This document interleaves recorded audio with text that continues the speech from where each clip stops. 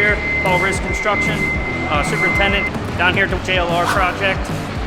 Last time you were here, we were just getting ready to concrete the shop floor, which is what we're standing on right now, so that's done. We got painting going on. Walls are done, ceiling is done, and we're starting to put in mechanicals up in the ceiling for the shop. So otherwise inside we have bathrooms, client bathrooms getting taken care of and getting finished up so we can open them up to the clients here next week. So let's go outside and take a look out there. Outside here, we got our finish coat of blacktop around the back side of the building, and obviously you can see we're getting siding on, getting our waste oil tanks installed, and getting ready for the rest of the blacktop to be done. We're going to keep going with siding on the outside here, and hopefully button the outside up here before too long. As I said, we're getting ready for blacktop out front here in phase 1 area, so next time you guys can stop out, that'll be all done, painted up.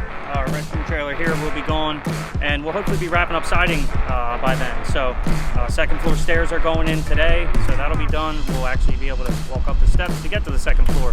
Won't have to use ladders. So thanks for coming out. Look forward to seeing you next time.